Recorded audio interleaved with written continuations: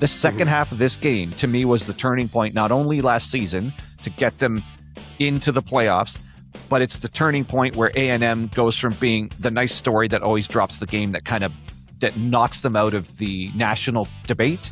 Yeah. This second half comeback solidifies them in the national debate, puts them in the playoffs, regardless of how the playoffs went. They're across that threshold. They're one of the 12 now. To see them go down so much and come back was quite amazing to watch it again.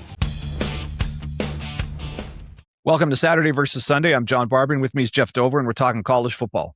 We're a couple of football fans who watch college NFL. We hope to earn your like and subscribe today. This is our review of the turning point game for South Carolina and Texas A&M. What are your initial thoughts? Well, this is the turning point that we think that Texas A&M went from being an interesting story to a legitimate playoff team that could make a deep run in the playoffs and kind of get over they're an 8-4 team, underperform, have all the resources. There's no reason they shouldn't be a national title contender, but for some reason it just never works out.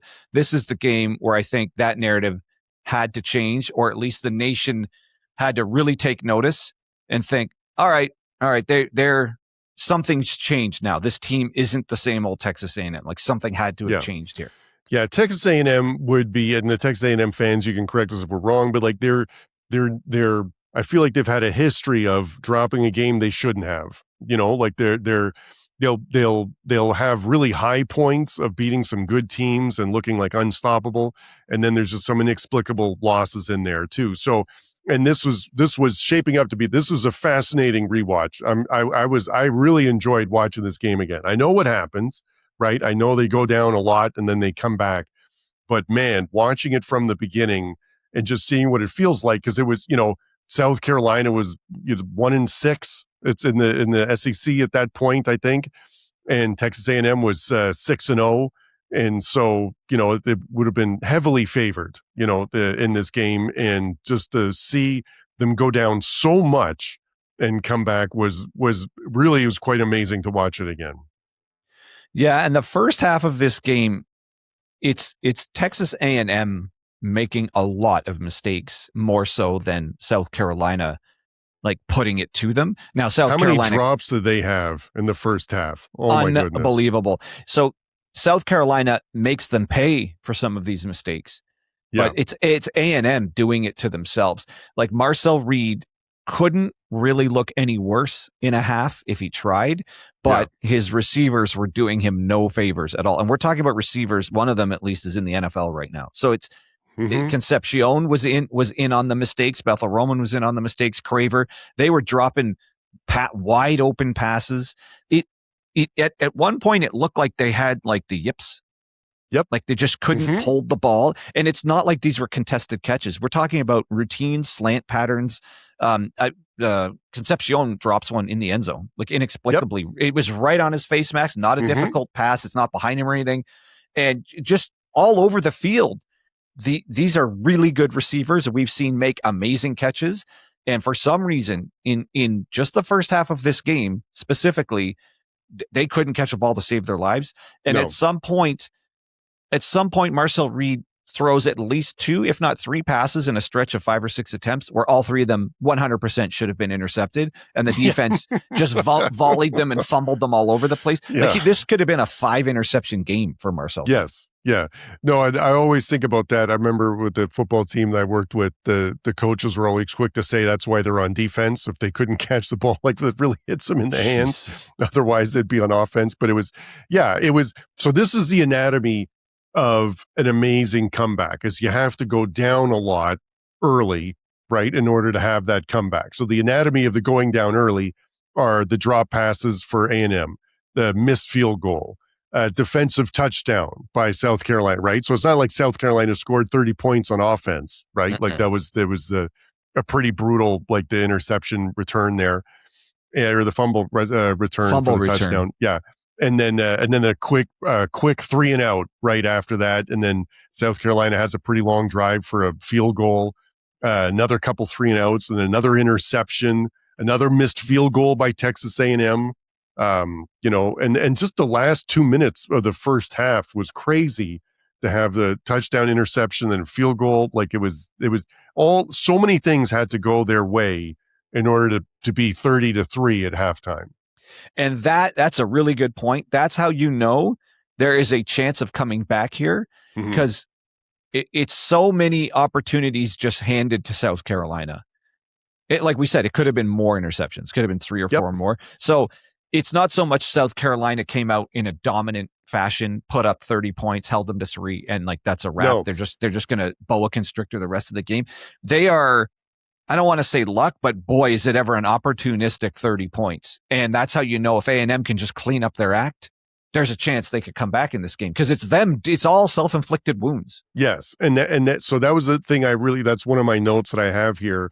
Watching it again, we know what happens in this game, but I'm rewatching it each play for the first time, but the note that I have here in the first half is like, I would have thought Lenore Sellers would have looked better because he didn't. There's still sometimes there's someone wide open and it just throws it at his feet. And it's not like he had an amazing game. Like it was Texas A&M was really self-inflicted here. So that's to your point. Like it didn't feel like South Carolina was really taking it to them. The score looked like it, but it was really a lot of self-inflicted stuff. So which can change around. And it doesn't, knowing that like you can come back, or the team like Texas A&M isn't that bad, and it's still really hard to come down from 27 points down like that, to come back from that. Like that's the other team. South Carolina has to do a lot in the second half to allow that to come back to happen as well, because a couple of long drives and the Texas A&M would just run out of time, but they had plenty of time. It felt like in the second half.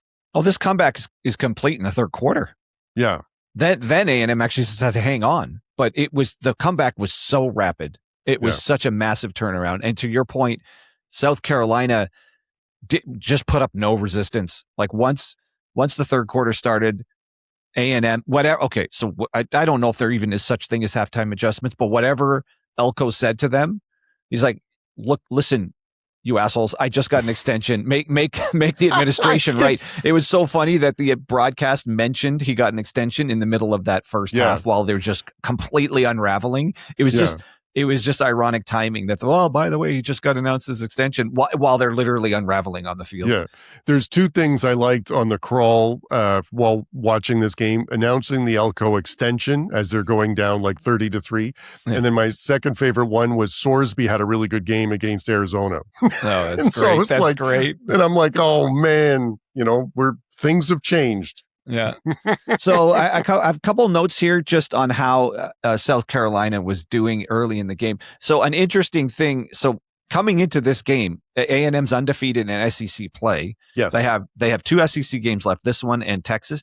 And all the way this late in the season, they still need to win both to get into the championship game. Like that's how tight that race was. And we all know they dropped the Texas game and don't get in, but this is still the game. This is why I'm picking this as a turning point game. This is the game that gets them in the playoffs.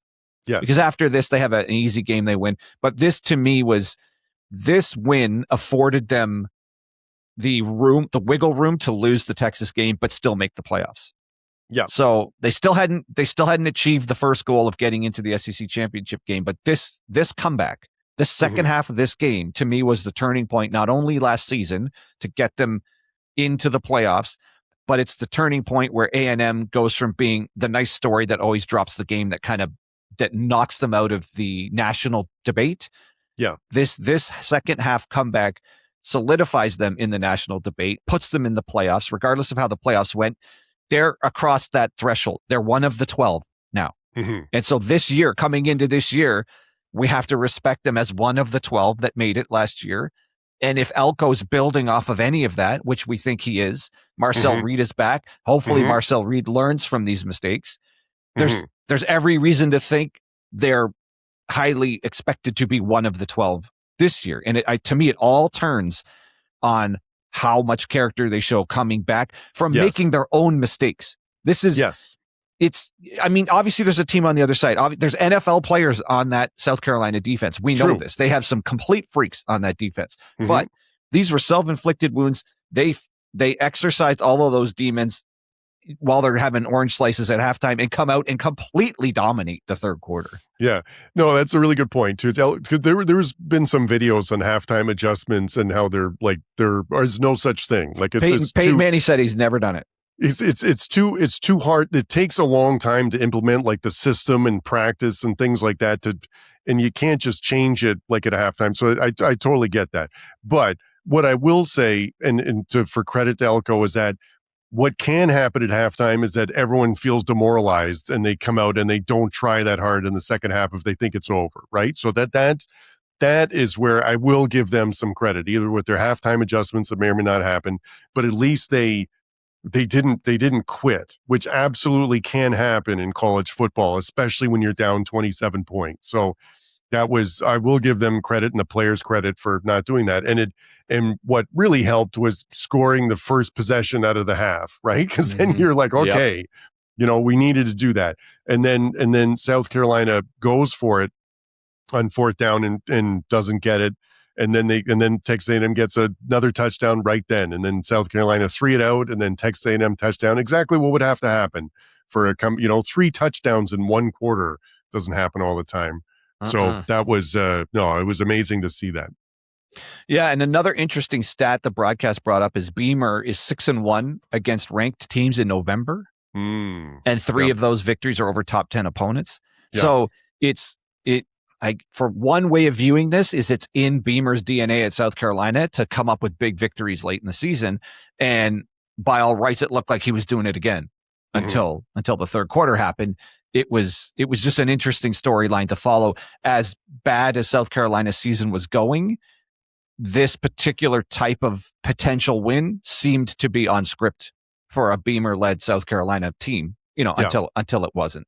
Yeah, and this was really a stark difference with this game, with the Ohio State-Miami game. Go and listen to that review if you haven't listened to that one already, was that South Carolina in the second half could not impose their will on Texas A&M, because all you need to do is hold on the ball for a little bit, like some long drives. Don't even have to score every time, and they didn't have the offensive line to do it. They didn't have the running backs to do it. Like Faison looks fine, but I don't know why they just couldn't get it done, and this was the terrible part of Lenora Sellers. There's sometimes he looks amazing and he makes it look like everything's so easy, but then there's other times you just can't complete a pass, and you just need to hit the check down. You just need to hit the guy and not throw it at his feet, and it's just so frustrating to see that.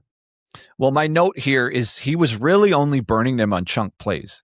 Yes. So Nick Harbor takes a 15-yard pass for 80 yards.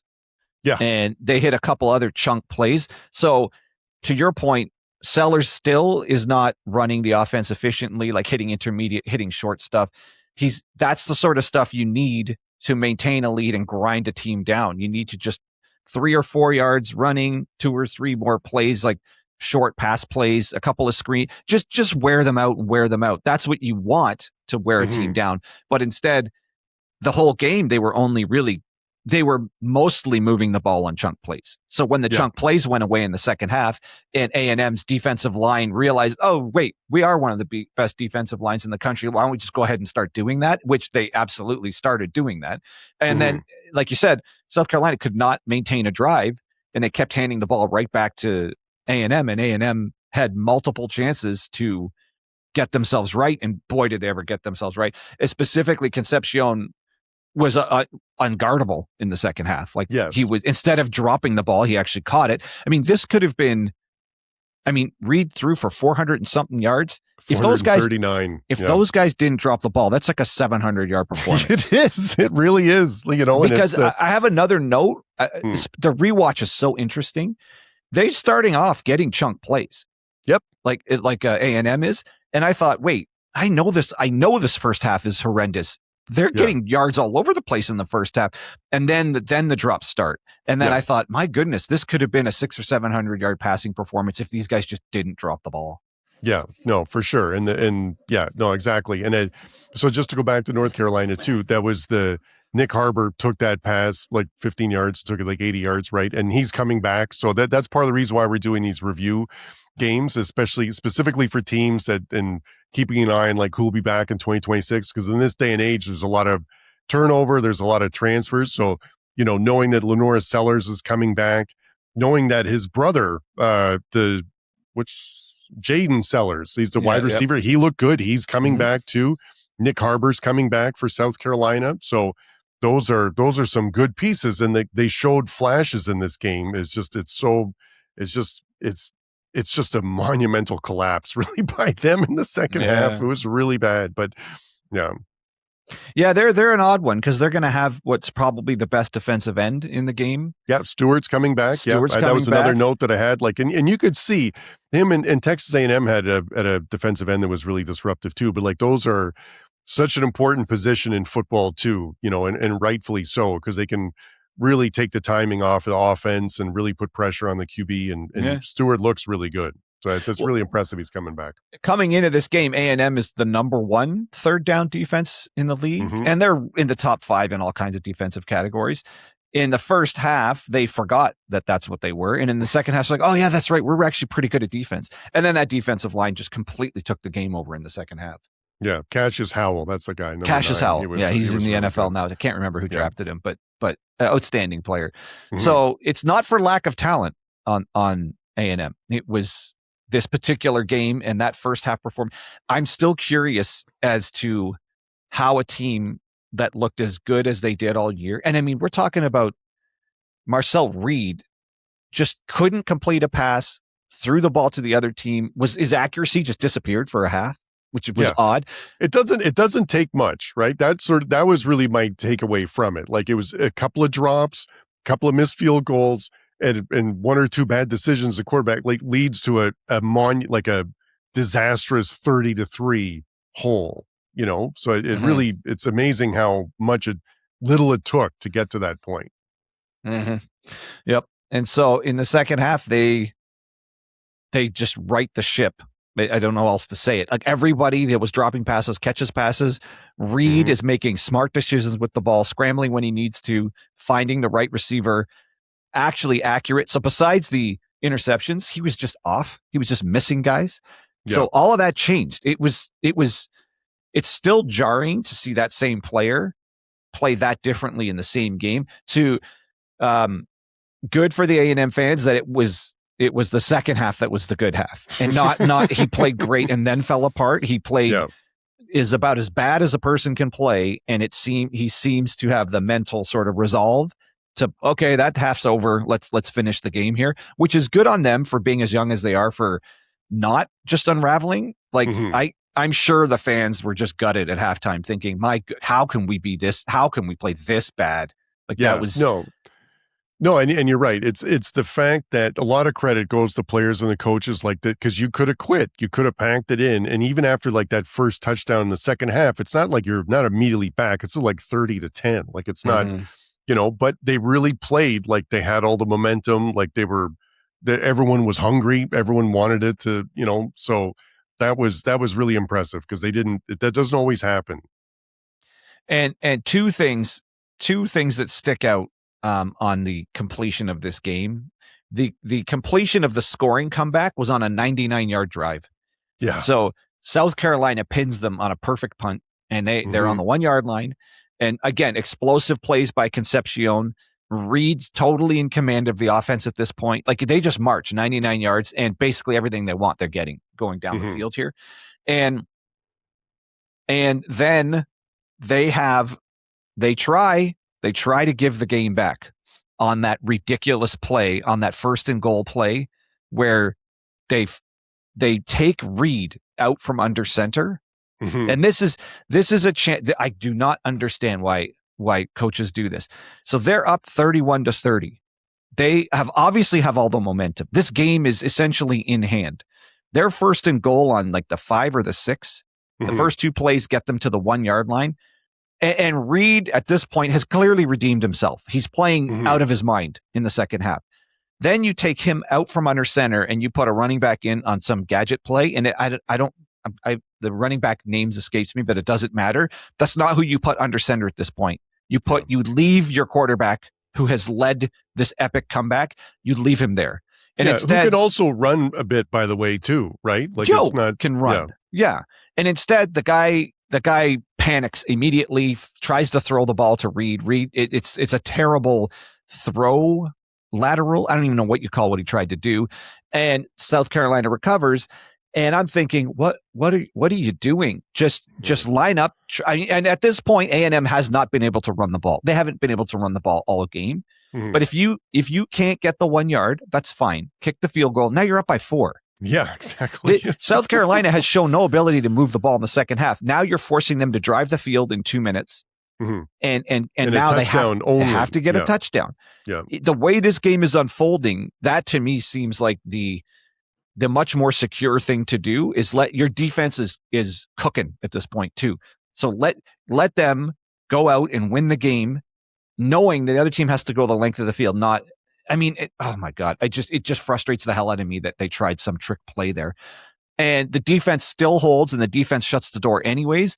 But again, they just made it, that particular series of play calls just made it harder than it needed to be with the way that unfolded. Well, and could you imagine, like, if it was a real disaster, like a real fumble or like interception and South Carolina ran it back or something, like that would have been just the worst thing ever, So no, and it, like you said, it's 31-30. Like a field goal is great in that situation. So, and we've talked about this before. We don't really understand the going for it as much as people do and not taking the 3 points. And that was a good example of that. No, and looking forward to 2026, as you already mentioned, like Marcel Reed coming back. Reuben Owens, the running back, is coming back. The Ashton Bethel Roman also had a really big game in this one, 4 catches for 139 yards. He's coming back. So, again, Texas A&M, if you're a Texas A&M fan, you're pretty happy with who's returning for you for 2026. Yeah, and we know their recruiting's great, so they're just reloading. They're one of these teams that don't have to replace; they reload. So they should be. If they got Isaiah Horton from Bama too, who's a good receiver, so it's So if Reed has learned from this and it has a chance to grow from all of this, you would expect a more polished, even better version of him this year. If that coaching staff is at the level we would think it is, and Elko is what we think Elko is, this team should be better. But specifically, the quarterback himself should be better. And what I like about things of this too, like I don't think they're going to go down hopefully 30-3 again at some point and have to come back. But like if they get down in an important game, 7-0, 10-0, something like that, I feel like they're not going to panic. Or it's like we've been here before. We came back from something worse, and especially for the QB and some of the key skill players, that's going to help. Like that's going to not panic and ensure that you're in a position to be competitive for another game in the future. Right. And then for South Carolina, so the future looks good for A&M. Well, the 2026 season, my guess is they're going to be right in the hunt for a playoff spot. And for South Carolina, maybe one of the biggest question marks in the whole country is Sellers. Yeah. Like 2 years ago, he was unstoppable. They win, 10 games? They'll finish this 11 games? I don't know. They win a lot of games, and they could have beat Bama that year. They could have beat LSU that year. Lots of hype coming into this season, and this season was not good at all. I don't know if you could say he regressed, but he for sure didn't progress. So they were talking about him being a draft pick. He didn't look at all like he's ready to go anywhere. So coming back is the right thing for him, but he needs to show some serious improvement. He's ridiculously talented, but he could be headed for. There's 2 directions this could go. He could be a Trent Richardson type, right? Or he could be someone who's actually developing into Anthony Richardson. Trent. No, Anthony Richardson. Yeah, right. Trent Anthony Richardson. A lineman? No, running back. Or you might have just made up a name. Yeah, Anthony Richardson. No, like it's exactly like physically gifted, like which is going to get you, a long way. But like we just talked about, the decision making is super important. And the making the reads and checkdowns, like, which is something that he seems to really struggle with. It's hard to. Well, but it's the accuracy. He's starting to remind me of the bad Lenora Sellers is so frustrating because I know he can do it. Like, it doesn't make any sense how he can like flick his wrist and hit the guy on the run and like a 50-yard pass, and then there's someone like 6 yards in front of her, and in front of him, and he just throws it at his ankles. And that's what worries me, because that's an Anthony Richardson, Tim Tebow type of trait where the long ball seems to be fine, and the intermediate stuff that an NFL offense is designed around, accuracy, decision making, all the stuff timing, you have to do, timing. It's yes, he can buy time, but that's not what you need in the NFL. In the NFL, you need that's the icing on the cake. That's not the cake. And right now, he's missing the cake. Yeah, another one of his things that really bothers me is when they do a rollout, like they sort of play action running to the left, and then they roll out to the right, and the tight ends coming in the drag, and the other wide receivers coming a little bit deeper. And as soon as you turn your head and you roll around, the tight end is open right there. For whatever reason, they run 5 more steps before they throw it to him, and then the defense just gives them more time to adjust. Then the tight end gets hammered as soon as he catches the ball or drops it. And I just don't understand that as soon as you turn, you're taught to turn your head as soon as you turn. And then if he's there, you just give it to him. I don't understand the stretching it out. Internal play clock's not going fast enough. Yeah. Now, to be fair, and this will end the South Carolina discussion. His offensive line is bad. Oh, it was my goodness. Really, really bad. I watched a few analysis shows, and they're horrendous. So running and passing, really, just run blocking and pass blocking was not. He had to create most of the time back there himself. So maybe some of the criticism I've just given as far as his lack of accuracy in the intermediate and short game. Maybe some of it, it's like, well, yeah, if he had any time and could just stabilize in the pocket and just take a normal drop, it would be easy. Like, what quarterback can be accurate when they're just running for their lives? So we'll see if that offensive line can get better. His talent's obviously through the roof. So it's curious to see where he ends this season. So but one of the most interesting players coming into the season. Yeah, I'm going to watch South Carolina games. I like, the good Lenore Sellers is captivating. Yep. And A&M better be knocking on the door of the SEC championship game this year and the playoffs. Yeah. All right. Do you have any other notes? No, that's about it. All right. Well, thanks for sticking with us. If you like what you see and you want to support us, a like and a subscribe would go a long way, and we'd super appreciate it. So for Jeff Dover, I'm John Barbin, and that's your Saturday versus Sunday podcast.